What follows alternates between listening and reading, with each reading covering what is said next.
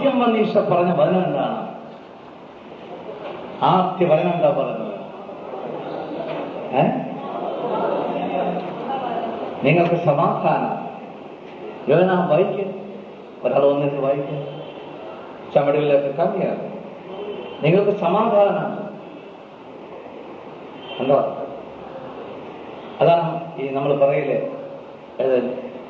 ലൂക്ക 16 അല്ലെ 16 എന്താണ്?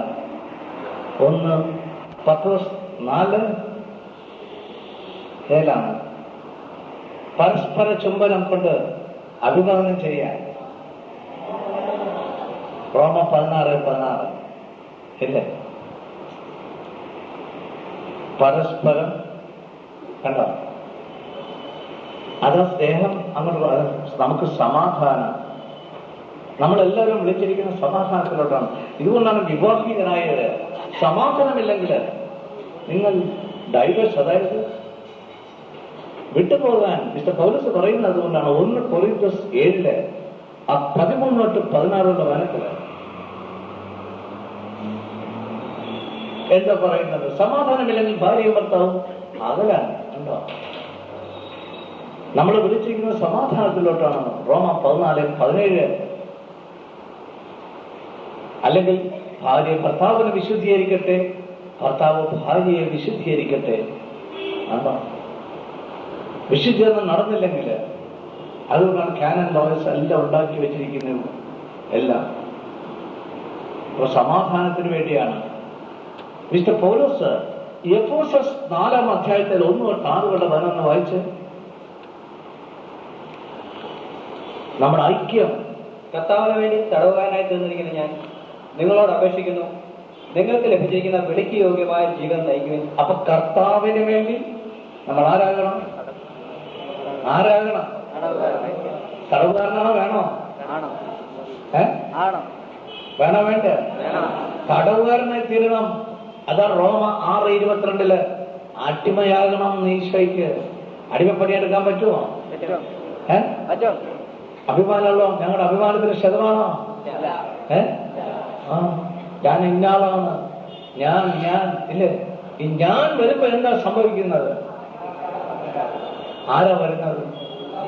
അതാണ് യെശയ്യാ 14 9 തൊട്ട് 14 പറഞ്ഞ ലൂസിഫർ ആരായിരുന്നു ആദ്യം? മാലാഖയായിരുന്നു. കണ്ടോ? ഏത് മാലാഖ? ഏറ്റവും വലിയ മാലാഖ, ആർക്കേഞ്ചൽ.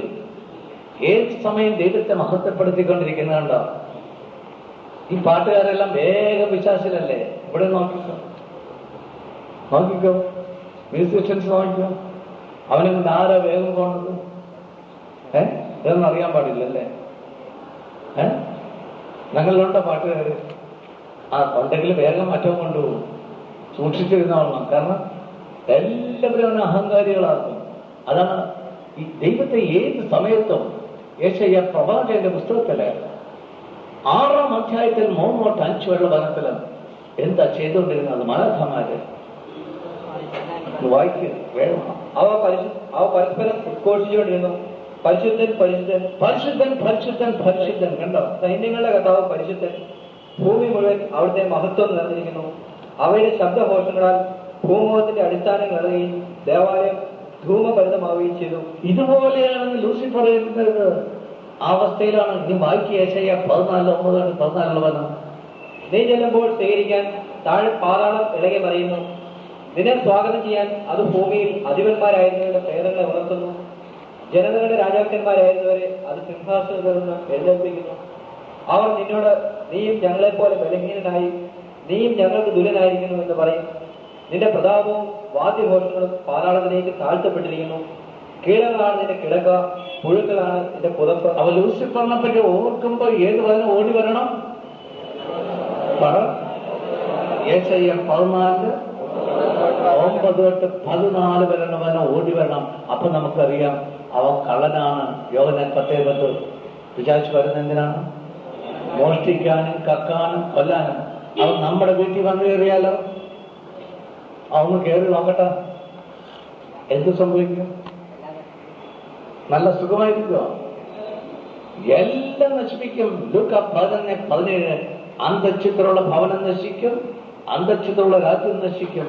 മത്തായി 12:25 വാക്യത്തില് ആ ഭവനം നശിപ്പിച്ചു കളയും. ആ അരുവിയാണ് കണ്ടോ. അതേസമയത്തിന് ദൈവത്തിന്റെ അരുവി വന്നാല് എല്ലാം ലൂസിഫറിനെ പറ്റി ഉഷസിന്റെ പുത്രനായ പുത്രമേ, നീ എങ്ങനെ ആകാശത്തിൽ നിന്ന് വീണു? നീ എങ്ങനെ ആകാശത്തിൽ നിന്ന് വീണു? ആരുടെ പുത്രൻ? ഉഷസിന്റെ പുത്രനായ നീ എങ്ങനെ ആകാശത്തിൽ നിന്ന് വീണു? നിന്നെ എങ്ങനെ തറയിൽ വെട്ടി നീ തകർത്താൽ സ്വർഗത്തിലേക്ക് കയറും.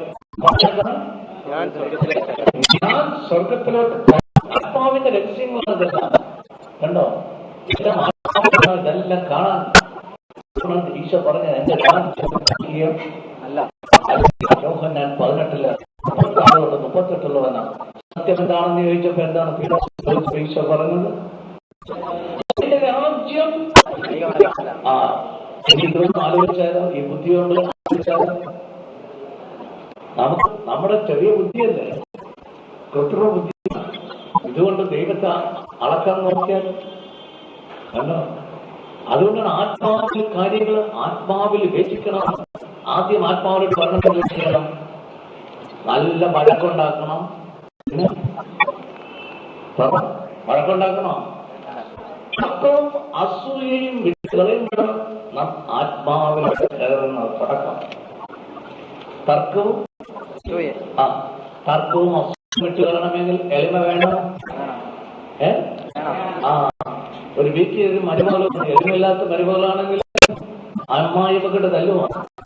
രണ്ട് കൊടുക്കുകയും ചെയ്യുമ്പോൾ ഭർത്താവിട്ട് കൊടുക്കും. എളിമ വന്നാലോ അതല്ലേ പറയുന്നത്. ആ സ്ത്രീ വന്നു, ആ കുടുംബം രക്ഷ പ്രാപിച്ചെന്ന് കണ്ടോ. ഇതുകൊണ്ട് എളിമ വന്ന ആ എളിമയിലെല്ലാം തുടങ്ങിക്കഴിഞ്ഞ് കൃപകളെല്ലാം യാക്കോബ് 4:6-10 വേണം. എളിമ വരുമ്പോഴാണ് നമുക്ക് ഓരോരുത്തർക്കും കൃപ വരുന്നത്. എളിമയില്ലാത്തവർ ആർക്കെങ്കിലും കൃപ കിട്ടുമോ? കിട്ടുമോ? ഒരാൾക്കും കിട്ടില്ല. എളിമയില്ലാത്തവർക്ക് ആർക്കും. പ്രഭാഷകൻ 3:18 നീ എത്രത്തോളം ഉന്നതനാകുന്നു അത്രത്തോളം താഴെ വരണം. ഈശോ എന്താ ചെയ്തത്? എല്ലാവരും കാല് കഴി കണ്ടോ. യോഹന്നാൻ 13:1-17 വരെയാണ്. നമ്മൾ കാല് കഴുകാൻ പറഞ്ഞാൽ കഴിവോ? കാലുകൾ ചട്ടിക്കുമോ തെറ്റ്? ഇപ്പൊ മനസ്സിലായ നമ്മളും തമ്മിലുള്ള വ്യത്യാസം അതാണ്. അതുകൊണ്ട് എവിടെ നിന്ന് കൃപ കിട്ടും? കണ്ടോ. ഒന്ന് പറഞ്ഞാൽ എത്ര കൊടുക്കും അങ്ങോട്ട്? 7 മറുപടി പറയില്ലേ? ആരെങ്കിലും നിങ്ങൾ എന്തെങ്കിലും ചീത്ത പറഞ്ഞാൽ വെറുതെ ഇരിക്കുമോ? ഇല്ല. അപ്പൊ നാവിനെ നിയന്ത്രിച്ചാലോ? യാക്കോബ് 3:2 നാവിനെ നിയന്ത്രിച്ചാലോ? ശരീരം മുഴുവൻ നിയന്ത്രിച്ചു കഴിഞ്ഞു കണ്ടോ. അപ്പൊ നാവില്ലായിരുന്നെങ്കിലോ? ഒന്ന് ആലോചിച്ച് നോക്കുന്നത്.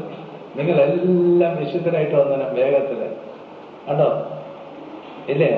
ഒന്ന് പ്രാർത്ഥിക്കാൻ വരുമ്പോ നമ്മുടെ സൗകര്യങ്ങളൊക്കെ എങ്ങനെ കാണിക്കും? ഞാൻ പറഞ്ഞിട്ടുണ്ട് ഇങ്ങനെ കാണിച്ചേക്കണോ. കാരണം എന്ന് വെച്ചാല് ആരും അറിയില്ല. ഇങ്ങനെ കാണിക്കുമ്പോൾ ഒറ്റ ബന്ധിച്ച് അത് പോയി. അപ്പൊ നാവ് ഫ്രീ ആയി. നാവ് ബന്ധിച്ച്. അപ്പൊ നാവിനെ നിയന്ത്രിച്ചാൽ ശരീരത്തെ മുഴുവനും നിയന്ത്രിച്ചു കഴിഞ്ഞു. അതാണ് നാവാണ് എല്ലാത്തിന്റെ നിയന്താവെന്ന് പ്രഭാഷകൻ 37:16-22 വനത്തില് നാവാണ് എല്ലാത്തിന്റെ നിയന്താവ്. നാവ് ശവരക്കത്തിയാണെന്ന് സംഗീതം 52:1-5 വനത്തില് ശവരക്കത്തിയാണ്. ശവരക്കത്തി കൊണ്ട് വെട്ടിയാലോ മുറിയും തകർന്നു പോകും. ദൈവഭക്തന്റെ മേലില് വല്ലതും ഏൽക്കുമോ? ഒന്നും ഏൽക്കില്ല. കണ്ടോ. പ്രഭാഷകൻ 28 16-25 വനത്തില് 26 വരെ എഴുതിക്കോ. ഒന്നും ഏൽക്കില്ല ദൈവഭക്തന്റെ പേരിൽ. എന്ത് ആരോപണം ഉണ്ടാക്കിക്കോ ഏൽക്കുമോ? ഇല്ല. കണ്ടോ. ആദ്യം ജനം വിശ്വസിക്കുമെങ്കിലും കുറച്ച് കഴിയുമ്പോൾ ദൈവം വെളിപ്പെടുത്തി കൊടുക്കും അതൊന്നും അല്ലെന്ന്. 1 തിമോത്തി 5:24-25 വാക്യത്തില് ചിലരുടെ പാപം വേഗം വെളിപ്പെടും, ചിലരത് കുറച്ചു കഴിഞ്ഞ് വെളിപ്പെടുകയുള്ളൂ. കണ്ടോ. എല്ലാം വെളിപ്പെടുത്തി കൊടുക്കും. ഞാനൊരു അനുഭവം പറയുകയാണ് ജീവിതത്തിൽ. ഒരിക്കൽ ഞാൻ ഹോസ്റ്റലിൽ നിൽക്കുന്ന സമയത്താണ് അവിടെ ഒരാൾ വലിയ ജെന്റിൽമാൻ ആയിട്ട് വന്നിട്ട് പറഞ്ഞു, ഞാൻ സിനിമാ നടി കുമാരിയുടെ ആങ്ങളെയാണെന്ന് പറഞ്ഞു. അപ്പൊ നമ്മുടെ പോഴന്മാരെന്താ, വേഗം സിനിമ കേട്ടാൽ മതി, നടിന്ന് കേട്ട ഉടനെ എല്ലാവരും കൂടി അങ്ങോട്ട് വിളിച്ചു കയറ്റി ഹോസ്റ്റലിൽ അവനെ സൽക്കാരം. അവന്റെ കൂടെ 2 പെണ്ണുങ്ങളുമുണ്ട് കണ്ടോ, നല്ല സാരിയും കൊടുത്ത് സ്ലീവ്ലെസ് ഒക്കെ ഇട്ട്. അപ്പോ ഭയങ്കര സിനിമാ നടികളൊക്കെ ഇല്ലേ, ഓടിയല് കിടന്ന് കണ്ട സിനിമ ഭ്രാന്തന്മാർ അവിടെ കയറ്റി മുറിയിൽ കയറ്റിട്ട് നല്ലോണം തീറ്റിച്ച് കുടിപ്പിച്ച്. അന്ന് രാത്രി ആ ഹോസ്റ്റലിൽ കള്ളം കയറി കണ്ടോ, കള്ളം കയറി കുറെ കാശോ ജോലിക്കാരോ വിറകുമുട്ടിയുമായിട്ടൊക്കെ ഓടിച്ചിട്ട് കിട്ടിയില്ല. പിന്നെ ഞാനൊരു സ്ഥലത്ത് വന്നപ്പോ ഞാൻ ഈ കള്ളനെ കാണില്ല. ഒരു സ്ഥലത്തൊരു കുരിശുകാരുടെ അവിടെ ഭയങ്കര അത്ഭുതം. ഇവനാണ് അന്ന് കണ്ട ഉടനെ എനിക്ക് മനസ്സിലായി ഇവനല്ല എന്ന് വന്ന് മുറിയിലിരുന്ന ഭയങ്കര അത്ഭുതം. അവൻ പറഞ്ഞു, കൊല്ലൂർ മാലക ഇവിടെ എത്തിയിരിക്കുന്ന കണ്ടോ, ആളുകൊണ്ട് കുറെ കാരണന്മാരും എല്ലാം അവിടെ വന്ന് എല്ലാം കൂടി ഭയങ്കര പന്തലൊക്കെ അങ്ങോട്ട് കെട്ടി. അക്കാലത്ത് ഞാൻ അന്നെനിക്ക് വിശ്വാസമില്ലാത്ത കാലമാണ്. ഇതെല്ലാം കണ്ടു കഴിഞ്ഞപ്പോഴത്തേക്കും നമ്മുടെ വിശ്വാസം വർദ്ധിക്കുമോ കുറയുമോ? എല്ലാം പോകും കേട്ടോ. ആ മരത്ത് യക്ഷി കയറിയിരിക്കുന്ന 2 യക്ഷിയുടെ കുളമുണ്ട്. അവിടെ പല കളവും നടത്തിയാണ് ആ സമയത്ത്. ഒരു ഗ്യാങ്ങാണത്. നമുക്ക് ജ്ഞാനമുണ്ടോ? ഇല്ല. യാക്കോബ് 3:17 ആർക്കുമില്ല ജ്ഞാനമില്ല, യഥാർത്ഥ ജ്ഞാനം. അപ്പൊ ഞാൻ അടുത്തിരിക്കുന്ന അച്ഛനോട് പറഞ്ഞു, അച്ഛൻ ഇവന് ഇന്നതാണ് ഇങ്ങനെ കണ്ട്. ഞാൻ ഐ++ കൊടുത്തു. അനുഭവിച്ചതല്ലേ. ആ കാലത്ത് അച്ഛൻ അങ്ങനെ ലെറ്റർ എന്റെ വീട്ടിൽ വെച്ചിട്ട് പുള്ളി അങ്ങ് ബിഷപ്പിനോ വല്ലതും എഴുതിക്കാണ്. പിറ്റേ ദിവസം അവിടെ നിർത്തി അത്ഭുതം തുറന്നെല്ലാം കണ്ടോ. അനേക തന്ത്രങ്ങൾ സാത്താനുണ്ട്. അതാണ് വിശുദ്ധ പൗലോസ് പറയുന്നത് 2 കൊറിന്തോസ് 2:10-11. അവന്റെ തന്ത്രങ്ങളെ പറ്റി നിങ്ങൾ അറിഞ്ഞിരിക്കണം. അറിയണോ വേണ്ടയോ? അവന്റെ തന്ത്രങ്ങൾ അറിഞ്ഞാലേ നമ്മൾ ഈ ആത്മീയ സമരത്തിലാണ് നമ്മൾ ഇറങ്ങുന്നത്. ഈ ബൈബിളെല്ലാം കഴിഞ്ഞ് കൃപയിൽ വന്നാൽ നമ്മൾ പുറത്തോട്ട് എങ്ങനെ എന്തിനാ പോകുന്നത്? എഫേസോസ് 6:10-20 ആത്മീയ സമരം. അത് കാണപ്പെடும். പഠിച്ചിട്ടുള്ളവരെന്ന് കൈവക്കാമോ? പഠിക്കാത്തവരെന്ന് പഠിക്കണം. അത് പഠിച്ചിട്ട് നിങ്ങൾ പുറത്തോട്ട് ഇറങ്ങാൻ പാടുള്ളൂ. ഇനിയിത്തെ ലോകം ആരുടെ പിടിയിലാണ്? അവന്റെ പിടിയിലാണ്. 1 യോഹന്നാൻ 5:19 ഉണ്ടോ? അതുകൊണ്ട് എവിടെ ചെന്നാൽ നമ്മുടെ ആയുധം എന്താണ്? ഈ ആയുധത്തിൽ വേണം ഒന്ന് വായിക്കാമാത്. എഫേസോസ് 6:10-20 അത് വായിക്കുമ്പോൾ ആ യെശയ്യാ വായിച്ച് തീർത്തിട്ട് വായിക്കുക. അപ്പോ നിങ്ങൾക്ക് എഫക്ട് ഉണ്ടാവും. ഉഷസിന്റെ പുത്രമേ, നീ എങ്ങനെ ആകാശത്തുനിന്ന് നിന്നു? ജനതകളെ കീഴടക്കിയിരുന്ന നിന്നെ എങ്ങനെ തറയിൽ വെട്ടിവീഴ്ത്തി? നീ തന്നെത്താൻ പറഞ്ഞു, ഞാൻ സ്വർഗത്തിലേക്ക് കയറും. അപ്പൊ എത്ര ഞാനാണ് ഞാൻ. ഇതുകൊണ്ടാണ് ഞാൻ വന്നുപോയാൽ നമ്മൾ താഴെ പോയി. പ്രത്യേകിച്ച് ആത്മീയ മനുഷ്യര് ഈ ഞാൻ വന്നു കഴിഞ്ഞാൽ ഉടനെ താഴെ പോകും. കണ്ടോ? അതാണ് അഹങ്കാരം വരാതിരിക്കണം. അമ്മയായ മറിയം പറഞ്ഞതാണ്. ആ ലൂക്ക 1:51-52 സ്തോത്രഗീതത്തില് അഹങ്കാരികളെ ഞാൻ ചിതറിച്ച് കളയും. കണ്ടോ? മറ്റവരെ ഞാൻ എന്ത് ചെയ്യും? ഉയർത്തും. പത്രോസ് പറഞ്ഞതാണ് 1:10-5 5-7 വരത്തില് തക്ക സമയത്ത് തന്നെ ഞാൻ ഉയർത്തും. അപ്പൊ കാത്തിരിക്കണം.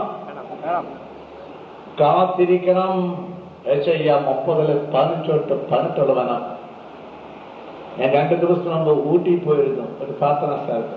എന്റെ കൂടെ വന്നിട്ട് പറഞ്ഞ് കുതിരപ്പുറത്ത് കയറണമെന്ന് ചോദിച്ചു. കുതിരപ്പുറത്ത് കയറിയിട്ടില്ലേ? ആരെയൊക്കെ കയറിയിട്ടുണ്ടോ? ഇല്ലേ? ഓടിച്ചു നോക്കിയിട്ടുണ്ടോ? ഒന്ന് ഓടിച്ചു നോക്കി കുതിരപ്പുറത്ത് കയറിയിട്ട്. ആദ്യം തന്നെ എന്ത് വരും? തലയും കുത്തി താഴെ പോരും. ഇപ്പോഴത്തെ സകല പ്രവാചകന്മാരും അതാണ്. ഈ കുതിരപ്പുറത്ത് കയറ്റമാണ്. ആരെങ്കിലും സ്വസ്ഥതയായിട്ടിരിക്കുമോ? ആശ്രയമായിട്ട് ഈശ്വരൻ ഈശോയുടെ കുരിശെ കെട്ടിപ്പിടിച്ചിരിക്കുക, വചനത്തെ കെട്ടിപ്പിടിച്ചിരിക്കുക. ഒരൊറ്റ ധ്യാനം കഴിഞ്ഞപ്പോൾ പോയി കൊടുക്കടാമെന്ന് ഇല്ലേ, നശിപ്പിക്കുകയാണ്. കൃപയില്ലാത്തത് കൊണ്ടാണ്. കണ്ടോ, നിങ്ങൾ കാത്തിരിക്കണം. ദാനിയേൽ 12:12 1335 ദിവസം വചനത്തിൽ നിൽക്കണം, വിശുദ്ധിയിൽ നിൽക്കണം. ലോകത്തില് ആര് പറയുന്നുണ്ടോ? വിശുദ്ധിയാണ് എല്ലാത്തിന്റെ ഇരിപ്പിടം. അജയമായ പരിചയ വിശുദ്ധിയാണ്. ജ്ഞാനം 5:19 അതാണ് ലേവ്യർ 10:10. വിശുദ്ധി അശുദ്ധിയും തമ്മിൽ തിരിച്ചറിയാൻ അറിയണമെങ്കിൽ വിശുദ്ധി വേണം. വിശുദ്ധി ഇല്ലാതെ ഒരു കൃപകളും കിട്ടില്ല. എളിമ വരുമ്പോഴാണ് വിശുദ്ധി വരുന്നത്. ഇസയ്ക്കൽ പ്രവാചകൻ 44:23-24